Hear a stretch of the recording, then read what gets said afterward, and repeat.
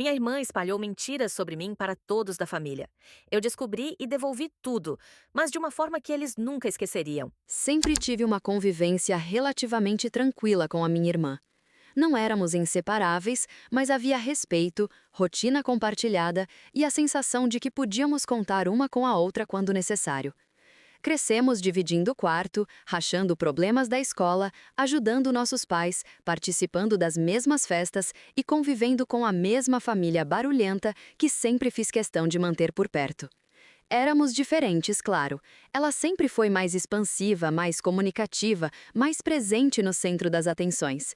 Eu era a que observava, que resolvia coisas nos bastidores, que tentava harmonizar os ambientes. Mas, apesar dessas diferenças, eu jamais imaginaria que um dia isso se tornaria uma arma contra mim. A sensação de mudança começou devagar. Primeiro foram pequenos olhares estranhos que eu não entendia. Depois, comentários atravessados que pareciam carregar uma crítica escondida. Em encontros de família, percebia que algumas conversas terminavam quando eu chegava. Não era agressivo, não era explícito, era daquele tipo de desconforto silencioso que corrói por dentro. Eu tentava me convencer de que estava exagerando, mas cada reunião familiar reforçava a ideia de que algo estava acontecendo longe dos meus olhos. Até que um dia, enquanto conversava com uma prima, ela mencionou algo que me fez parar. Disse que estava preocupada comigo pelas coisas que tinham falado. Eu perguntei do que ela estava falando, e o silêncio dela disse mais do que qualquer resposta. Senti aquele frio na barriga que só quem já foi traído por alguém próximo entende. Aos poucos, fui juntando as peças. Comentários sutis aqui e ali apontavam todos para a mesma direção. Minha irmã estava contando histórias sobre mim. Histórias que não eram minhas, histórias que eu nunca vivi. As mentiras eram calculadas. Ela dizia que eu tinha decepcionado nossos pais, que me envolvia em confusões, que era irresponsável com compromissos, que tinha uma postura ingrata dentro da família. Pequenas frases ditas com ar de preocupação, aquela postura de só estou tentando ajudar, mas que plantavam a semente de dúvida na cabeça de quem ouvia. E funcionava. Funcionava porque vinha dela, porque ela sempre teve aquela credibilidade natural que pessoas comunicativas carregam sem esforço. Comecei a notar as consequências na prática. Pessoas que antes me abraçavam com carinho passaram a me cumprimentar com certa distância. Familiares que antes me convidavam para tudo agora pareciam esquecer de me incluir. Até minha mãe começou a me olhar com um tipo de cautela que eu nunca tinha visto antes. Era como se eu tivesse me tornado uma estranha dentro do próprio ambiente que sempre chamei de lar. A descoberta concreta veio de forma tão banal quanto brutal. Precisei usar o notebook da minha irmã para resolver algo rápido e ele estava destravado. Uma mensagem pulou na tela, uma conversa com outra prima, e imediatamente reconheci meu nome no meio do texto. Abri, li e percebi que tudo aquilo que eu estava sentindo tinha fundamento. Menções sobre situações que nunca aconteceram, conversas distorcidas, histórias inventadas. Ela descrevia versões de mim que não existiam. E o pior, organizava essas mentiras de forma estratégica, sabendo exatamente quem deveria ouvir cada versão. Havia prints cortados, trechos fora de contexto e até anotações com datas. Sentei na frente do computador com a sensação de ter levado um soco no estômago. A primeira frase que consegui murmurar foi: "Ela está fazendo isso de propósito." A partir daquele momento, algo mudou dentro de mim. A mágoa existia, claro, mas foi engolida por uma clareza fria. Eu sabia que precisava agir, não podia simplesmente aceitar, mas também sabia que confrontá-la seria inútil e poderia até ajudá-la a me pintar como instável. Então tomei a decisão que mudaria tudo. Eu devolveria o que ela fez. Mas não com gritos, não com brigas.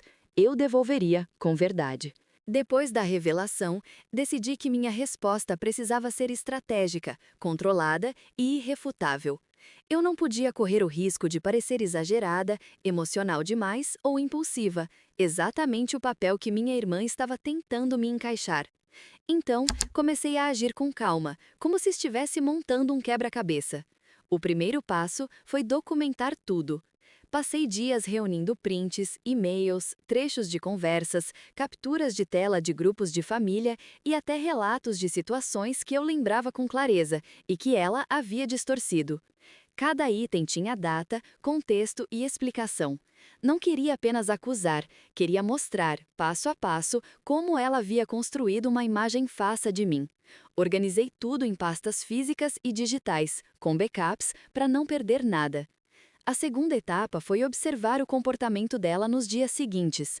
Eu precisava prever como reagiria, quais argumentos usaria, como tentaria inverter a situação.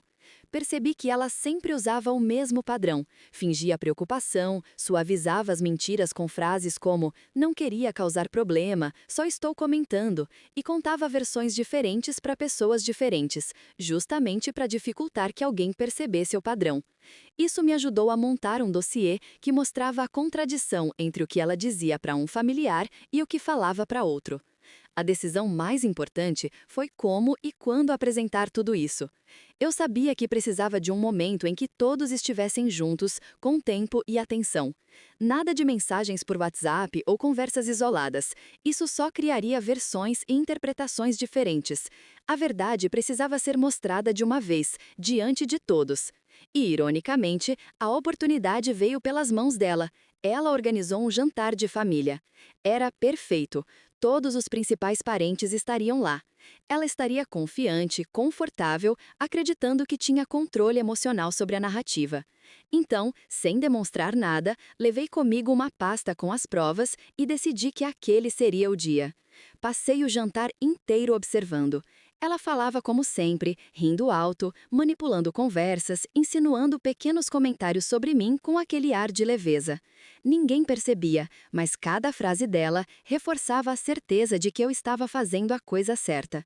Esperei até o momento em que todos estavam relaxados, rindo, comendo sobremesa. A energia já estava tranquila o suficiente para que a intervenção fosse clara, mas não agressiva. Então me levantei e disse apenas: "Tem uma coisa que eu preciso esclarecer. Vai ser rápido." A mesa ficou em silêncio imediato, não por tensão, mas porque minha família sempre foi o tipo que presta atenção quando alguém fala sério. Abri a pasta e comecei a entregar algumas páginas aos meus pais e tios. Não fiz discursos, não fiz acusações diretas, apenas deixei as provas falarem.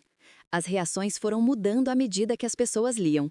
Primeiro espanto, depois confusão, depois aquele silêncio pesado que antecede a compreensão.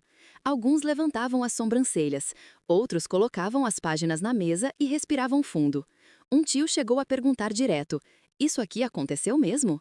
Minha irmã tentou reagir, tentou rir, minimizar, dizer que era exagero, mas as contradições estavam ali, preto no branco, e quanto mais ela tentava contornar, mais percebia que não tinha para onde correr. Eu não precisei levantar a voz, não precisei apontar um dedo. O próprio material mostrava o que ela havia feito, as versões distorcidas, as datas que não batiam, as conversas que ela cortou, tudo estava ali. Quando terminei, fechei a pasta e disse calmamente: "Era só isso que eu queria esclarecer." A sala ficou em silêncio por longos segundos. Depois, as conversas começaram, mas dessa vez não sobre mim. As perguntas eram para ela. As explicações que ela tentava dar não se sustentavam. O controle que ela tinha por meses desmoronou ali, diante de todos. E eu só observava. Não por vingança agressiva, mas por alívio. Finalmente, a verdade não dependia mais de mim. Estava exposta, clara, impossível de ser ignorada. O silêncio depois da revelação foi quase ensurdecedor. Era como se o ar tivesse mudado de densidade dentro daquela sala. Ninguém sabia ao certo o que dizer. E minha irmã, que sempre teve a palavra fácil, parecia ter esquecido como falar. Ela olhava para cada rosto à mesa como se procurasse um aliado, alguém disposto a defendê-la. Mas dessa vez, ninguém se moveu. Minha mãe foi a primeira a quebrar o silêncio. Ela segurava algumas folhas nas mãos, com os olhos marejados, sem conseguir encarar nenhuma de nós duas. Disse apenas: "Eu realmente não sei o que dizer." Aquela frase, simples, carregava tudo o que eu precisava ouvir. Era a confirmação de que, finalmente, eles estavam vendo o que eu vinha sentindo há meses. O peso de ser mal interpretada, de tentar se justificar sem ser ouvida, começava a se dissolver ali mesmo, diante deles. Minha irmã tentou se recompor. Forçou um sorriso nervoso e começou a argumentar que tudo não passava de um mal-entendido, que as conversas estavam fora de contexto, que eu estava exagerando. Mas quanto mais falava, mais se enrolava. Um dos meus tios, que sempre acreditou nela sem questionar, perguntou: "E por que você disse para cada pessoa uma coisa diferente? Por que distorceu mensagens?" Ela ficou muda. O olhar dela correu pela mesa, tentando achar uma explicação convincente, mas nada vinha. E foi nesse instante que percebi que ela mesma estava entendendo o que tinha feito. A máscara de confiança começou a rachar. A voz dela falhou quando disse: "Eu só queria que as pessoas me ouvissem. Eu me sentia esquecida." Ninguém respondeu. A confissão veio misturada com arrependimento e vergonha. Era como se ela finalmente enxergasse a gravidade das próprias ações, mas já fosse tarde demais. A confiança, uma vez quebrada, não volta no mesmo formato. Depois disso, a reunião se desfez naturalmente. Ninguém quis prolongar o clima pesado. Meus pais pediram para ficarmos sozinhas e, pela primeira vez em muito tempo, conversei com eles de forma aberta, sem me defender, apenas contando como tudo me afetou. Falei sobre as noites em que chorei sem entender o motivo de ser rejeitada, sobre o medo de me tornar uma pessoa amarga e sobre a sensação de impotência diante de algo que eu não conseguia provar. Minha mãe chorou. Disse que se sentia culpada por não ter percebido antes. Meu pai, mais contido, apenas me abraçou. E aquele gesto, silencioso e sincero, foi o suficiente para curar parte da ferida que eu carregava. Nos dias seguintes, o clima dentro da família mudou completamente. Alguns parentes me mandaram mensagens pedindo desculpas por terem acreditado nas mentiras. Outros ficaram em silêncio, envergonhados. E ela, bom, minha irmã praticamente desapareceu por um tempo. Evitava encontros, parou de participar das conversas de grupo e, quando aparecia, mantinha o olhar baixo. Eu não senti satisfação em vê-la assim. Seria mentira dizer que não havia uma pontinha de alívio, mas acima de tudo, havia uma exaustão emocional. Porque a verdade é que, quando alguém próximo nos trai, o que mais dói não é o que dizem sobre nós, e sim o que isso destrói dentro de quem acreditava ter um vínculo seguro. É uma ferida que sangra em silêncio. Com o passar das semanas, as coisas começaram a se reorganizar.